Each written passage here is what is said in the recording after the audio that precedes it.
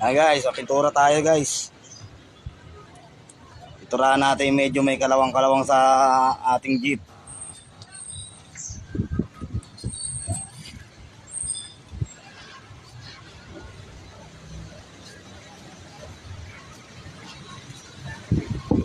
Ito ang aking pintor. Yan. Si paring Eddie. Isang magaling na pintor. Ito yung mga hagod ng paleta na yan, oh. Oh, yun naman. Oh, di ba? Tingnan mo naman mga hagod ng paleta na yan. Pang isang buwan ng pang isang buwan ng tapos, guys. Alas tayo naman, guys. Gagawin natin, guys, dito naman tayo.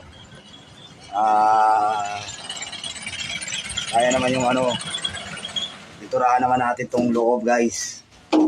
Ayan. Guys, piturahan natin yung loob.